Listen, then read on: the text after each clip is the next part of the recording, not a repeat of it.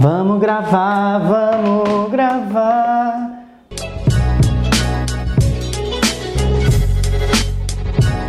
Olá, seguimores! Olá, telespecs! Bem-vindos a mais um vlog. Hoje eu vou falar de um tema que eu acho que é um dos temas mais importantes pra gente que é da comunidade LGBT hoje em dia, ou digital influencer, ou comunicador, ou formador de opinião, qualquer um que seja, enfim. Todos nós somos agentes culturais. E eu acho que tem uma discussão muito importante hoje no mundo LGBT, que é a questão da associação de empresas com a causa LGBT. E não só com a causa LGBT, mas com qualquer causa, né? Recentemente foi publicado um livro do Luiz Felipe Pondé, publicou um livro chamado Marketing Existencial, cuja premissa principal é que as empresas agora precisam fomentar questões mais existenciais nos seus produtos, né? Você não pode mais fazer marketing sem se associar a causas. Isso quem inventou não foi o Pondé, obviamente, isso já é um contexto que está sendo criado já há muito tempo. Eu acredito muito nesse contexto mesmo, que as pessoas, por estarem trocando coisas por experiências, no momento em que vão adquirir coisas, precisam sentir que aquilo faz algum sentido para elas. E é aí que nasce um certo oportunismo com a causa LGBT. Só para ter um parêntese aqui, isso sempre existiu em qualquer causa. Quando a gente começou a falar em sustentabilidade, criou-se um certo hype das empresas que não tinham nada a ver com o mundo sustentável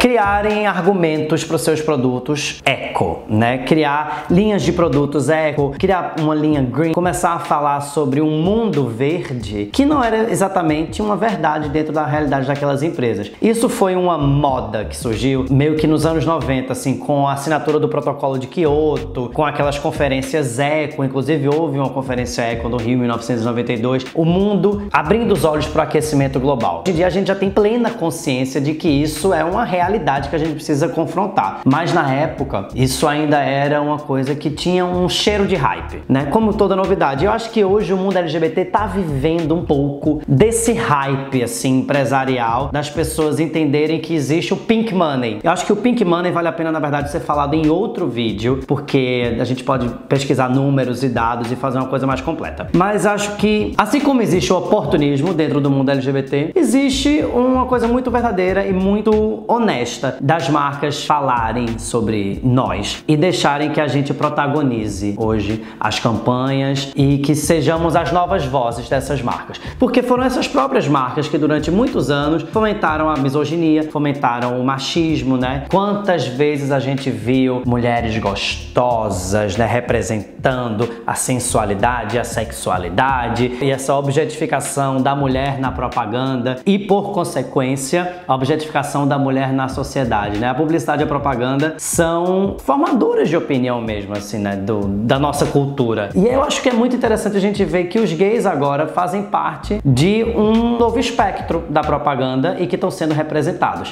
Massa! Agora, dentro dessa premissa, né, partindo do princípio que a gente está ocupando esse espaço, de que maneira a gente deve ocupar esse espaço com inteligência e com sabedoria para a gente não ser manipulado? Eu acho que isso é o grande insight que a gente precisa pensar. E a gente tem que ficar atento só porque hoje eu acho que é muito fácil fazer uma campanha qualquer pensando em representatividade, né, pensando em dar voz a uma minoria. A gente tem que entender de que forma as empresas realmente trabalham isso dentro das suas realidades. De que forma existem empresas que efetivamente empregam transexuais, né, na sua equipe. Se existe uma diferença salarial entre homens e mulheres dentro de um mesmo cargo e dentro de um mesmo nível. Se a gente encontra gays, lésbicas e transexuais em postos de liderança dentro dessa empresa, assumidamente vivendo sem preconceito dentro dessa cultura empresarial. Eu já trabalhei em empresa mais quadrada no passado. Eu sofria preconceito do meu supervisor direto, né? Eu sofria homofobia o tempo inteiro. Ele me chamava de viadinho o tempo inteiro, me chamava de paraíba o tempo inteiro. Se essa empresa fosse fazer uma campanha LGBT, por exemplo, a primeira coisa que eu ia apontar era isso, assim, tá bom, você precisa demitir esse cara aqui, porque esse cara durante anos me reprimiu, né? E isso aqui não condiz com a realidade. Então você não pode fazer uma campanha com representatividade se a estrutura interna tá completamente podre, sabe? Ao mesmo tempo, tem uma coisa muito linda e muito rica acontecendo, né, no mercado publicitário, da gente realmente estar protagonizando. E isso é muito inédito. A partir do momento que uma empresa põe a nossa cara na frente da campanha, vergonha, né? Isso pra mim é muito transformador, porque eu já falei isso em outros vídeos e acho que vale a pena repetir. Durante muito tempo eu estive dentro do armário porque eu tinha medo de não ocupar esse espaço um dia, porque eu achava que se eu falasse que eu era gay, eu não ia conseguir ocupar um espaço de protagonismo, porque o mundo não estava pronto pra ter um gay como porta-voz. E eu acho lindo que tá existindo essa transformação, e não só gay, lésbicas, gays, bissexuais e transgêneros, né? Toda a comunidade. É realmente uma transformação muito positiva e que a gente, na verdade, que tem que cuidar dessa transformação e ditar as regras, né? Então, quando você está trabalhando com uma agência de publicidade, com um briefing criativo, você também tem que se impor como artista, como formador de opinião e falar o que é que faz sentido para você. Porque essas construções são muito coletivas hoje em dia, e como a gente tem lugar de fala, vive isso na pele, como a gente sabe, né, sofreu pelo menos 20 anos de preconceito numa escola, a gente sabe o que é que realmente faz a diferença, qual é a palavra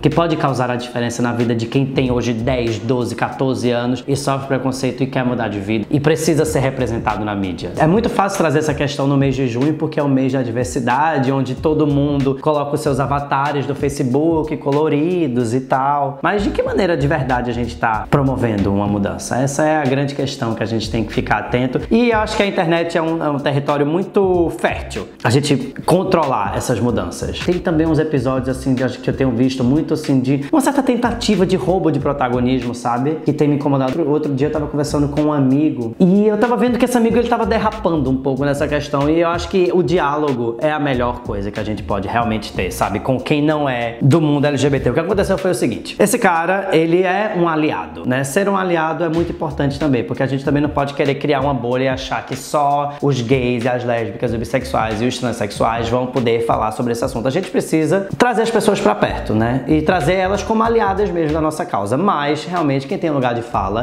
é quem sofre preconceito. Quem corre risco de homofobia, quem corre risco de morrer, quem tem uma porta fechada na cara, somos nós, não são eles. Esse cara é hétero, ele é muito meu amigo. Eu vi ele postando direto umas coisas no Instagram, apoiando a causa. Mas o texto tava inadequado. Ele falava, de uma certa forma, como se ele fosse gay. Ou ele não deixava muito claro se ele era gay ou não era. E se ele fosse um cara realmente de sexualidade fluida, de bissexual, qualquer outra coisa, tudo bem, ele tava no direito dele de fazer isso. Mas não, esse é um cara assumidamente hétero, sabe?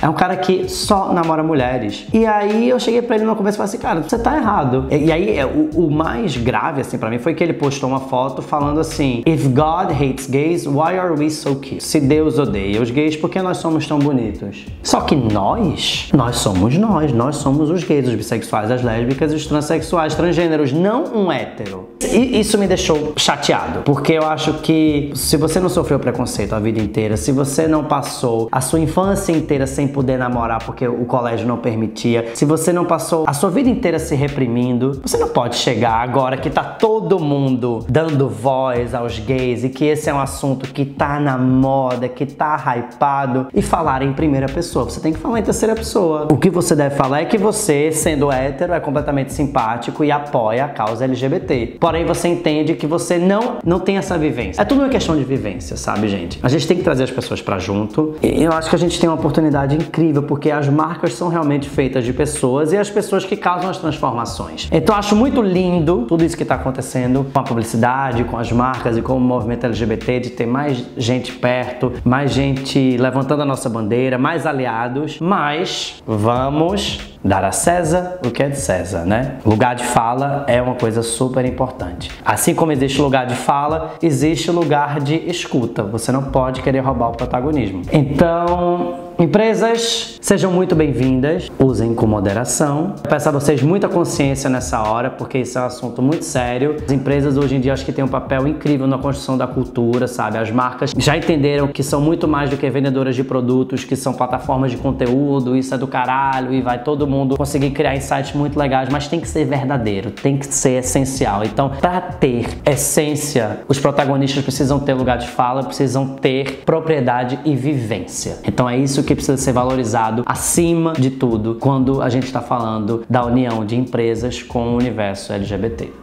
É isso. Se você gostou desse vídeo, se inscreve aqui no canal, compartilha, marca seu amigo. Adoraria saber seu comentário, sua opinião sobre esse assunto, né? Qual é a melhor maneira das empresas e das marcas se aproximarem do mundo LGBT sem agredir a gente e somando a nossa causa? Isso é muito importante. Cadê os institutos para redução de danos nos casos de homofobia? Tô esperando.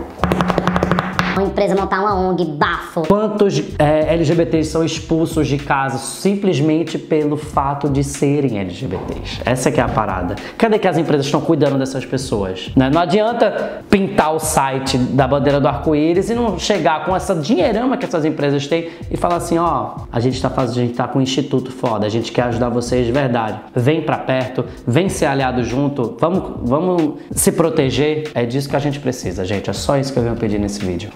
Paz. Beijo.